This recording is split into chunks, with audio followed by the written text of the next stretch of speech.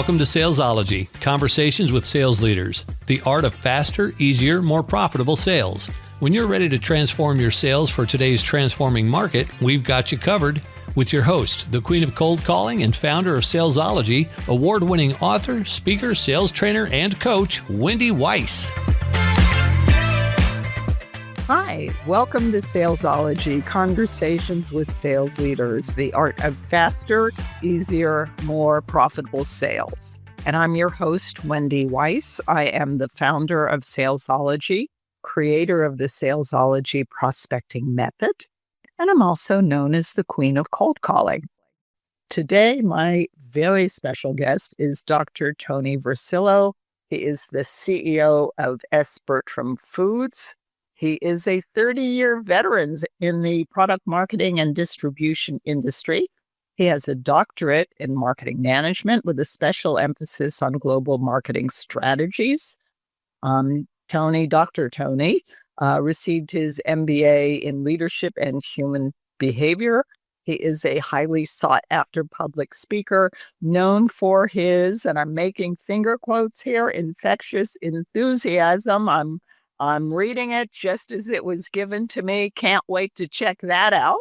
And Dr. Versillo has served as a senior level manager and vice president for PepsiCo and a third-party supply chain firm. He is currently the CEO of a major kosher food service company in New Jersey. He also recently retired from teaching global marketing strategy and supply chain theory at California State University. And Dr. Tony's passion in life is teaching and coaching. And he has spent the last 20 years fulfilling that dream. So welcome, Dr. Tony. I'm so excited that you're here. Thank you, Wendy. I'm really glad to be here. I can't wait to get into this. Okay, well then, let's go ahead and do it. Rock and roll. Rock and roll. So we'll begin at the beginning. What is your backstory? How did you end up at S. Bertram Foods being the CEO? As a very young man, I started my first job, believe it or not, working at a truck rental company. I'm talking about 16 years old. I got a job at a truck rental company. And that gentleman, who I will call John, he was my first mentor. And he mentored me to learn about how to run a business, how to deal with distribution issues, because that's the companies that he worked with were delivering chicken and other sort of food products. And I did that for about 3 years. And then my mentor said to me, listen, I have nowhere to go here. I'm the owner. I'm still young. I don't want you to stay stagnant. I had an interview for you at another job. So I went for another job. And this time at 19, I went for a job.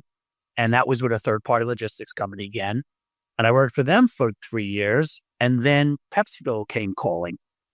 And here I am, a young guy, really young. I don't go to the interview. And during the interview, back then, they didn't have all this internet, online stuff. They didn't do E-Verify or any of that stuff. You filled out an application, and that was it. So they never asked me my age. They thought I was 27 or 28. I was 21. And they gave me a job as a supervisor in New York, which then led to literally 5 promotions in 10 years. And I ended up becoming a director of the country for marketing and distribution for them, which was very exciting. I was only 28 when I did this. And then I had a goal on my own to be a vice president by the time I was 30. And it didn't look like that was going to happen at PepsiCo because they realized how young I was. And they basically said, no, you got to stay in that job 5 years. So I ended up going to my boss, my second mentor, whose name coincidentally happens to be John again.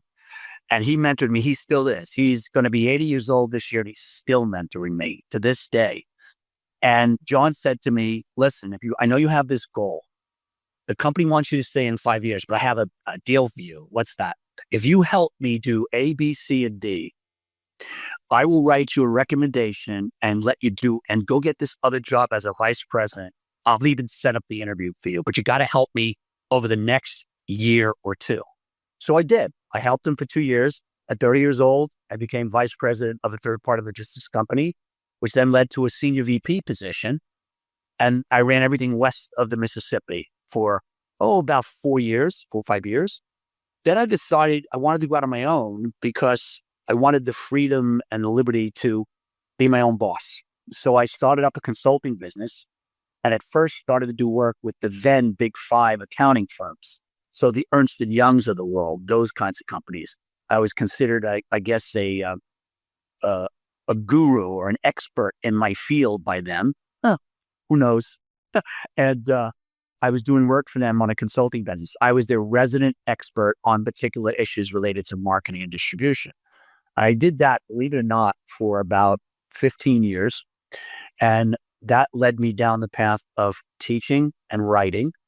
So I started to teach at Cal State University, and I loved it. I loved it. There's just no money in it, but I loved doing it. My passion was the kids and helping kids and all that sort of stuff. And after those 15 years, I did a piece of consulting for the company I'm now with, Salesperson Foods. For 2 years, I was a consultant to them. And after the 2 years, they flew me out to New Jersey, had a board meeting, invited me in and said, we want you to run the company. We want you to be the CEO. So I originally said, you can't afford me. Yeah. Literally, I said, you can't afford me. I don't want to work for anybody. I've been my own boss for the last, at the time, 16 years. And they said, no, we can't. So they made me an offer I couldn't refuse. And I ended up taking the position. Now it's been 6 years that I'm the CEO. Best move I ever made because I'm working for a great board, a great bunch of owners. They treat me like a brother, and I love what I'm doing. What could be better than that? I can't think of anything. So, okay, so let me turn the page and let's talk about sales. You do have a sales team. Tell me about your sales team. How large is it, or how small is it? It's not that big. We have 11 salespeople, plus we have a couple of other people who sell in the order entry area. So I have another 3 or 4 people. So let's call it 15 total salespeople, including those who sell in order entry. And they're from all walks of life, and they have to deal with different segments. We have many different business segments. So we have to be well-versed in the healthcare market, hospitals, rehabilitation centers, nursing homes, the schools, both non-yeshivas and yeshivas. We have to be well-versed in that. Caterers, restaurants. So we have a very diverse business, and the sales team has to have an understanding of just about every one of those segments, which makes it quite difficult for them. Yeah. And are your people, are they fairly new? They've been around forever? What's the We have 2 sets. Great question. We have 2 sets of people. We have what we call the veterans, the people who have been there. There's about half of them. So 6 of them, approximately half. 6 of them are veterans. They've been there 20 years. And these are the guys who have a book of business of 30 million, 35 million. One has a book of business of 60 million, that sort of thing. So those are my veterans. Then I have a new set of people, approximately, not counting order entry, approximately another 6 who are new within the last year. And the reason I did that is I wanted to break into a different business segment, which is the up and down the street, bagleries, restaurants, stuff in a strip mall, that market. We weren't big in that market. We were very small. So I hired 4 people approximately a year ago, and they are dedicated to just that market segment. And it's in 1 year's time, they've already pulled in 13 million in revenue. This year, it's on target to do 25 million. So it looks like it was a fairly good decision, and I give them all the credit. Okay. So it's interesting because lots of times companies will divide their salespeople into hunters and farmers. Yeah. But it sounds like your people are doing both? They're hunters and they're farmers? Yes, they are, because our business strategy is really twofold in nature related to this, which is grow the market, but then turn that market into a profitable business segment. And in order to do that, we've learned by cross-training them across business segments. So somebody who's been doing just nursing homes, making that person delve into the up and down the street business, or at schools or caterers, makes them a much more rounded salesperson and it gets them to better understand the pricing schemes, because pricing schemes in each segment it's completely different. So the cost structure of a nursing home is much less in terms of price, your ability to price it. You have to price it very competitively. Whereas if you're in the catering business or restaurants or others, you could price it accordingly. Okay. This one of the questions we were sort of chit-chatting before I hit record, before I remembered to hit record. And you had told me that one of the things that you did when you came on board was you said you changed the commission structure and you with a focus on the gross profit margins as your and the receivables as the main focus. So could you share a little bit about that? What was it? What was Sure. the focus before, and why did you make that change, and why is that important? Another excellent question. So when I came in as the CEO, I noticed that commissions were paid just on sales, total sales. That's it. So somebody was getting X% commission on their sales every month. So the first question I asked was gross sales or net sales? And at the time, we did not have a good way of calculating net sales, discounts, allowances, stuff like that. So some of the team, not all, some of them were getting commission on the gross rather than the net if they were returning items or there were heavy discounts or allowances. That's the first thing I fixed. So now it's on net sales. The second thing I looked into was, I don't understand. We're growing the volume double digit every year, which we are. Every year it's been double digit. But the profit's not where it should be. We were making money, but not the kind of money I thought we should be making. I thought we should be making a lot more. So I realized the problem with the model, with the commission model, was that the sales team, frankly, didn't care about profit. They just didn't. Because why bother? If I sell 10 cases, next week I sell 20, I make more money, regardless of whether I gave it away or not. So I changed the focus in my second year to be gross profit margin percentage. So now every salesperson, depending upon their business segment, has a gross profit margin percentage that there's a floor and a higher threshold, and that's their range. They can't go below X and they can't go above Y unless they get approval on either one before they sell something. Because some of the sales team, for example, they was selling flour as an example at a 14% gross profit margin. I can't make money at 14%. It's impossible. So I changed it. So that was the second step, was this whole idea focusing the sales team on gross profit margin along with sales. So now their commission in year 3 and 4 became sales plus whether or not you hit your gross profit margin percentage. Then year 5, year 6, I took a closer look at it and decided, I have 15 salespeople, including order entry people. Why aren't they collecting money? Why aren't they helping us collect our receivables? Because in theory, if a customer didn't pay for 150 days, they got paid their commission anyway. So I changed that. So now what happens is they get paid commission on paid accounts, not on accounts that owe me money past whatever that term is. And that caused a ruckus. I have to tell you, that was not easy. It caused a complete ruckus. In fact, this Thursday, I'm having another sales team meeting with the board and myself and the entire sales team because they're so upset about it. But what's happening, of course, is they're becoming an extension of my AR team, my accounts receivable team, because now they know they're not going to get paid unless we get paid. And now all of a sudden they're out there collecting money. I met with a sales guy last week. I said, you have 6 accounts that owe us money past 90 days. So you have till Monday or I put them on hold.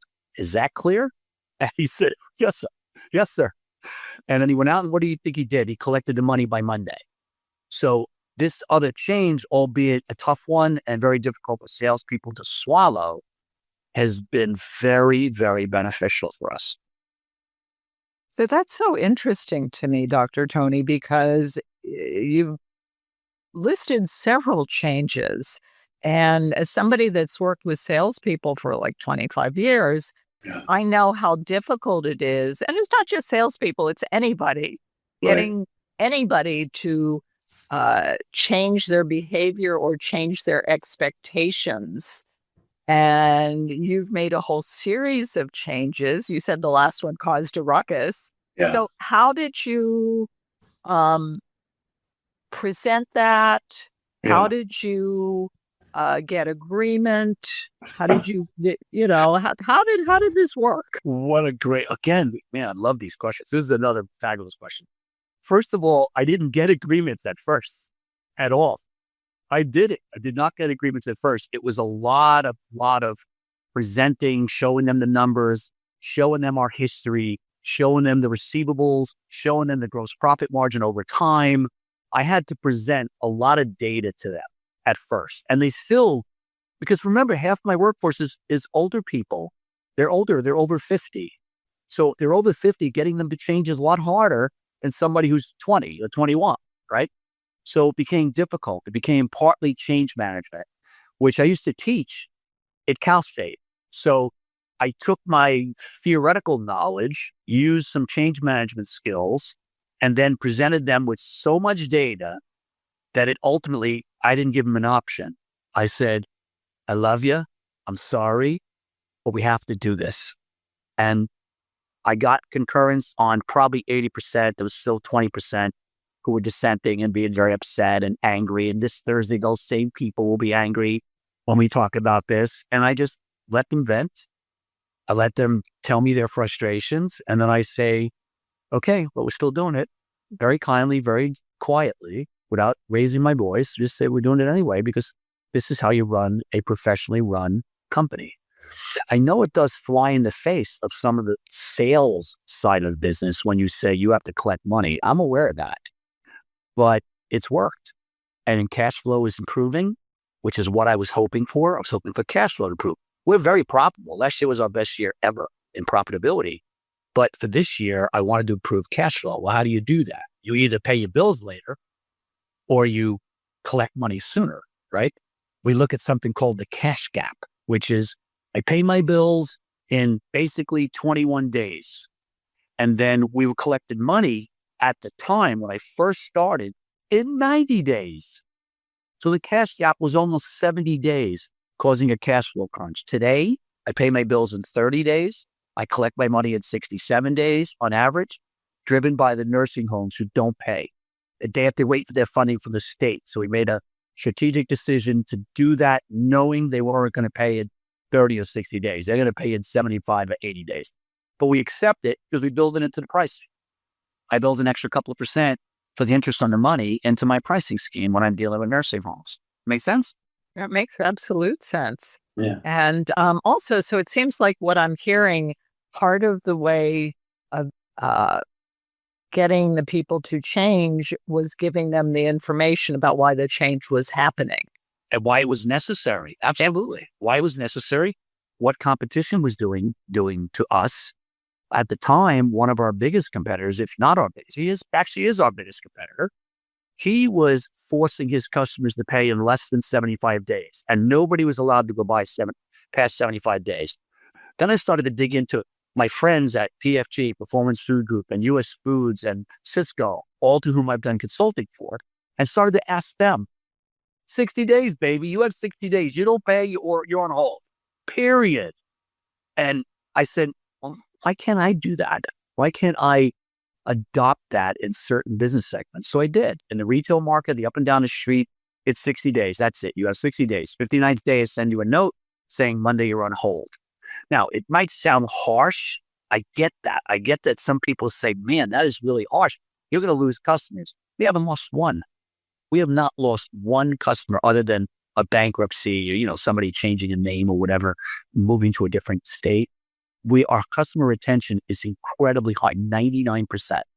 So it didn't affect us in a negative way. So I'm just going to keep rocking and rolling. Did you lose any salespeople? No. No. Okay. Lose one. No. Okay. They know they have it good. My sales people, I can't give you the specifics, but my sales team makes a lot of money. I'm talking a lot of money, not what most people are accustomed to. Some of them are in the top 1% of earners. Okay.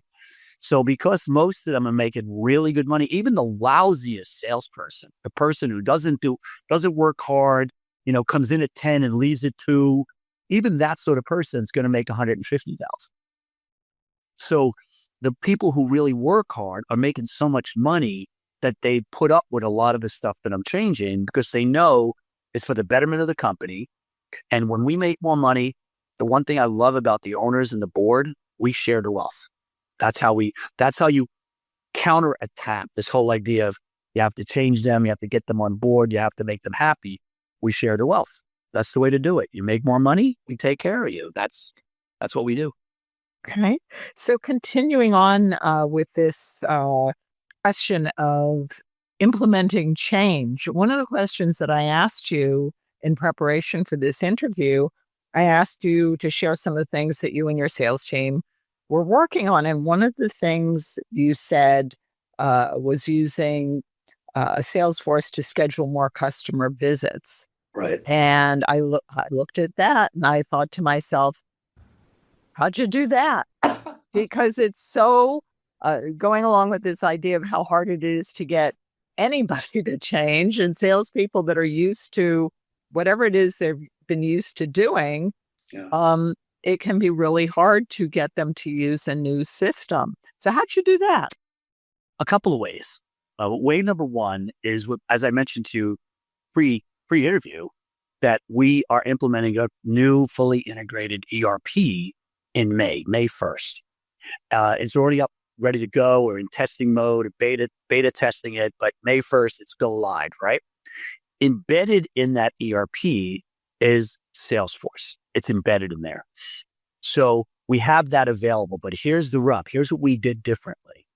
I met with the people from the ERP company and my IT folks, and I customized it. Because remember, it's not Salesforce per se. It's a reseller of Salesforce who allows me to customize. So I was able to customize Salesforce. And then the other thing I did, which I know made all the sense in the world to help me immeasurably, I assigned a project champion. So I have a project champion who is the Salesforce expert with a backup person. So there's two people. They're the experts, and they're the ones who run a lot of the reports. They give those reports to my sales vice president and myself. The sales vice president then meets with the sales team every 2 weeks and starts to go over it, usually via Zoom. And they start going over things like, why are these customers inactive? When is the last time you visited this customer? Why did this customer buy 20 cases of tuna for 7 months and then stop buying altogether? That's the beauty of having the data. And within this ERP, I'm able to literally take whatever data I want and put it into any similar order that I want and into a report. And then the sales VP carries it forward to meet with the team and start to ask the tough, hard questions. One of the things we are lousy at, Wendy, for sure, is visiting customers. Because I told you earlier, some of my sales team, they have a book of business that's ridiculously high. So how do I go visit 600 customers? I mean, truly, how do I do that? So I don't stress over that because those are my veterans. They have deep relationships with these customers. But the new team, the other 6, I want them out there visiting customers. And so far, maybe a little bit of luck, maybe right place in the right time, it's working. The new people, particularly 3 of them, are out there every day, beating the bushes, meeting with customers, and it's paying off because when you meet with them, they say, I didn't even know you had this product, things like that. And then that bolsters sales. So I've been lucky, I guess, Well, it sounds to me that there's a little bit more than luck that is involved. But so let me ask you this, because you said that you hired new salespeople about a year ago. What do you do? Your advice to all the business owners in our audience, or the sales managers in our audience, that hire people that for whatever reason don't quite work out. You've had them around, let's say, for a year, Yes. 2 years, 3 years, however long, and they're not really selling the way you want them to. They're not really Okay. producing. Yeah. What do you do? Well, first it begins with the onboarding process. We have a very, very rigorous onboarding process. I will not hire a salesperson unless they agree. You're not going to believe this potentially. Unless they agree to sit and order entry for 2 days, go out to the warehouse for a week, go on a route ride with our truck drivers and do 5 route rides to go see our customers. And I do a lot of cross training so they understand the business, not just the sales side. They get to understand why you can't put an order in at 7 p.m. and tell the customer it's going to be there by 6 a.m. Why can't I do that? They learn all that by learning the entire business holistically rather than just looking at sales. The other thing we do is the sales VP is under, I tell him this perhaps every 2 or 3 weeks. He needs to continually coach them by looking at the data I alluded to earlier. And he's looking at the data and sitting down with that salesperson and say, hey, why are you struggling at this customer? Why are you struggling selling, sugar? It doesn't matter what it is, sugar, flour, potatoes. Why are you struggling? Is there something that I could help you with? That's been really beneficial because then they come to the table, they vent their frustrations. They'll tell us things like, it's a competitive issue. Our price of this is $18 and the competition is $16. Oh, well, why didn't you say so? Drop the price to $16. So we're learning a heck of a lot because my sales VP is engaged. He's involved with every one of the new people who have gone through that rigorous training so that they understand the other aspects of the business. Because if they don't, they potentially make pretty idiotic decisions, not because they're stupid. People far from that. It's because they don't understand. So they'll say, this customer has to pay in 90 days because that's what their history has been. I give the guy 90 days and then he'll buy from me. And then my sales VP, through me directing him, tell them, when you do that, you just cost me 3 points in gross profit margin because of the cost of money. No, I'm not doing it. And he goes and carries that message and then constantly coaches them down to the individual product level. I want you to imagine we have 4,000 SKUs. We have 4,000. And we do it at the product level where we're asking them questions. Why aren't you selling frozen broccoli? Why aren't you selling this? We have 9 new products last year. 5 of them are selling, 4 of them are not. Why? Have you introduced them? Because we're learning through these visits, they have not introduced the new products. Customers don't know about it. So therefore, I would say that most of the success has come from just being relentless on follow-up with the data and the sales VP doing an excellent job of engaging with each salesperson who needs the help.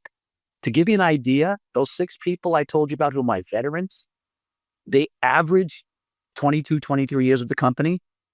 And the ones we just hired a year ago, the 4 that I hired, they'll be here forever. Because that's how we run it. We make sure we hire the right person for the right job. We give them a really good training program. And then we sit down with them once a month. I have this big sales meeting, as I said, this Thursday with the entire sales team. If they're not available to be on site, they're on Zoom. And we go over a ton of issues. Things like, why would you send Uber to upstate New York to deliver 1 case? From a sales point of view, the salesman often would say, well, we made a mistake. We were supposed to deliver X and we delivered Y. So I said, okay, so your answer was deliver a $30 case, but spend $150 on Uber to get it there because you want to make the customer happy, as opposed to telling the customer, I'm going to deliver to you on the next delivery, but I'm going to give you 5% off for your trouble. So we've had to do things like that. It's a lot of coaching because they just want to sell. That's all they want to do. Sell, sell, sell, sell, sell, without the intricacies of profitability and these other things that I'm focused on. Because all the board wants from me, make more money, grow the sales, make more money. That's what they want from me. So because it seemingly right now it's happening, those things have happened for the past 5 years, every year, double-digit growth. Sales profitability's been up every single year. Last year, the best year we ever had. This year looks even better. After 2 months, it looks better. And again, some of it's luck, some of it's being in the right place, some of it's having a great staff and really good people, and stuff like that. So a lot of the other people in the organization get the credit, not me. Okay. So, if people want to get in touch with you, Dr. Tony, how can they do that? People want to connect with you. Probably the best way is through social media. I would suggest LinkedIn, and it's at Dr. Tony Basillo. Pretty simple on LinkedIn, or they can go to my podcast on YouTube, which is Ask the Doc: Life Lessons You Should Have Been Taught in School. And they can go to either one. They could send me a message on my podcast channel, or they could contact me on LinkedIn, and I always respond. I have a 24-hour rule. I respond within 24 hours. I responded to you, didn't I? You did. We met on LinkedIn and you got right back to me. So this is true. So if you want to, for our audience, to connect with Dr. Tony Versillo, in case you didn't grab a pen and write everything down real fast, the link to Dr. Tony's LinkedIn and also to his podcast, it's in the show notes. So as soon as you finish listening to this podcast, go to the show notes, click on the link, connect with Dr. Tony Versillo. You will be glad that you did. And before we finish up here, Dr. Tony, I feel like we have so much more that we could be talking about. So would you put your hand over your heart and promise me that you will come back and we'll do it again? I promise you that I will, because as I mentioned to you earlier, Wendy, what I love about what you do is the structure of it, the organization of it. You organize it very well. It's structured professionally, and that makes me want to come back. And it's also very conversational. If someone who was stoic and just, very not engaging, I wouldn't be interested. You're very engaging. And that causes me to be somewhat engaging, and it works. So yes, my hand is over my heart. I'd be happy to come back. Yippee. Thank you. You're welcome. And so to our audience, you have been listening to Salesology, Conversations with Sales Leaders, with my very special guest, Dr. Tony Versillo, who is the CEO of S. Bertram Foods. And if you found value in listening to today's podcast, then please think of one business owner, one entrepreneur, one sales leader, somebody that you know that you think would also find value in listening to this podcast, and please do share the link with them.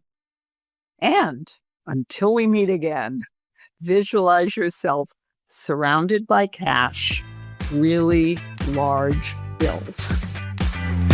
You've been listening to Salesology, Conversations with Sales Leaders, the art of faster, easier, more profitable sales. Be sure to follow so that you don't miss a single episode. And while you're at it, please leave a rating and review, and be sure to share it with your friends. Tune in every week for more exciting insights and wisdom on transforming sales. And until next time, visualize yourself surrounded by cash, very large bills.